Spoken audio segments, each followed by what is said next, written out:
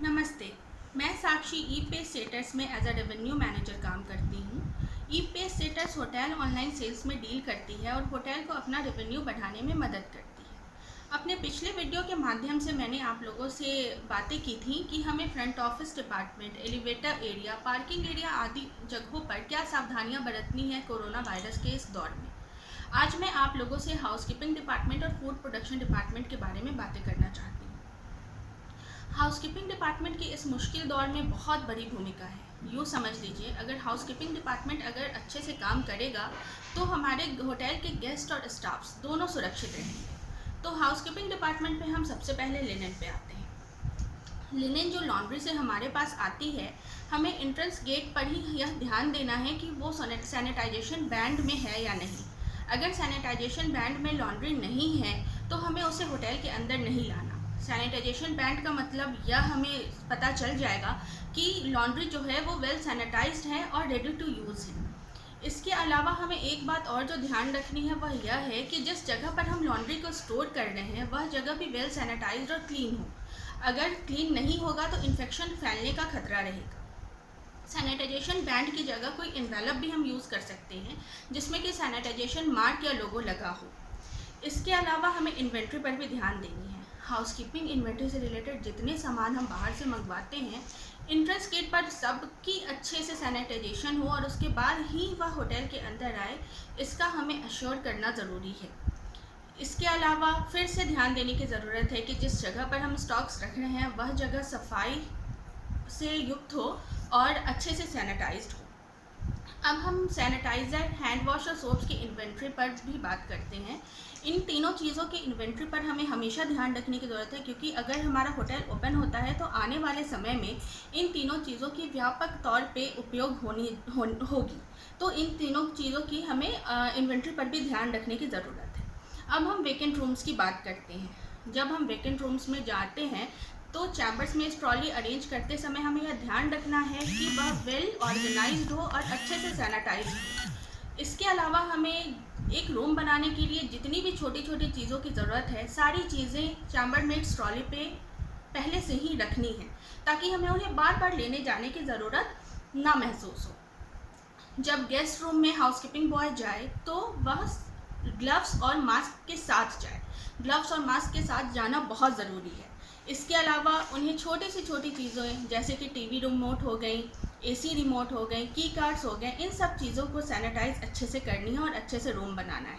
यह भी ध्यान रखना है कि लिनन जो रूम बनाने के लिए वो लाए हैं वो सैनिटाइजेशन बैंड में है या नहीं। अगर रूम ऑक्यूपाइड है तो हर रूम में हमें फ़ोन करना है और गेस्ट से पूछना है कि उन्हें सर्विस चाहिए या नहीं। अगर गेस्ट को सर्विस चाहिए तभी रूम में जाना है और उन्हें सर्विस देनी है। गेस्ट के सामने हर चीज़ों को अच्छे से सैनिटाइज करना है, रूम अच्छे से बनानी है ताकि गेस्ट का जो ट्रस्ट लेवल है वो हमारे ऊपर कायम रहे। अब हम एक बात और आपसे बताना चाहते हैं कि एक छोटी सैनिटाइज़र की बॉटल भी हम रूम में रख सकते हैं, जैसे कि हम शैम्पू या मॉइस्चराइज़र की रखते हैं। इससे हमारे गेस्ट जब चाहे सैनिटाइज़र को यूज़ कर सकते हैं। अगर गेस्ट ज़्यादा सैनिटाइज़र की बॉटल की डिमांड कर रहे हैं तो हम उन्हें यह विनम्रतापूर्वक बता सकते हैं कि हम एक रूम में एक ही बॉटल कॉम्प्लीमेंट्री दे रहे हैं। अगर उन्हें ज़्यादा चाहिए तो वो चार्जेबल बेसिस पे हाउसकीपिंग से ऑर्डर कर सकते हैं। बाकी लॉबी में भी सैनिटाइज़र की हम व्यवस्था रखेंगे ही, वहाँ भी वो यूज़ कर सकते हैं। हर रूम में कारपेट, सोफ़ा, इन सब चीज़ों की वैक्यूम क्लीनर से अच्छे से सफाई करनी है और उसके बाद सैनिटाइज़र स्प्रे करना है। हाँ, एक चीज़ और जो हमें ध्यान रखने की ज़रूरत है कि हाउसकीपिंग बॉय जब सर्विस दे रहे हैं तो अपने हाथ से अपने आँख, नाक और मुंह को बिल्कुल भी टच ना करें। इससे इन्फेक्शन फैलेगा, इसलिए बिल्कुल ध्यान रखें कि अपने हाथ से आँख, नाक और मुंह को हमें टच नहीं करना है और हर सर्विस के बाद हमें अपने आप को सैनिटाइज करना है, हैंड वॉश का उपयोग करना है। हाउसकीपिंग स्टाफ रूम्स में भी हमें फिजिकल डिस्टेंस तो मेंटेन रखनी ही रखनी है। इसके अलावा यह भी ध्यान रखना है कि जितने कम स्टाफ्स में हम अपने डिपार्टमेंट को रन करा सकते हैं उतने कम स्टाफ्स को ही हम ड्यूटी पर बुलाएं। इन सब चीज़ों का हमें ख़ास तौर पे ध्यान रखना है और चाहे गेस्ट हो या स्टाफ, सबसे हमें 2 फीट की दूरी मेंटेन रखनी है, इस बात का ध्यान रखना है। तो इन चीज़ों को अगर हम हाउसकीपिंग डिपार्टमेंट में फॉलो करेंगे तो मेरा मानना है कि कोरोना वायरस से हम बच सकते हैं। अब हम फूड प्रोडक्शन डिपार्टमेंट की बात करते हैं। फूड प्रोडक्शन डिपार्टमेंट यानी कि किचन। किचन में भी हमें फिजिकल डिस्टेंस तो मेंटेन रखना ही रखना है, मास्क हमेशा लगाना है और जहाँ भी ज़रूरत हो ग्लव्स और शेफ कैप का उपयोग करना है। इसके अलावा हर थोड़ी थोड़ी देर पे किचन की रेगुलर सफाई होनी चाहिए, इस बात का ध्यान रखना है।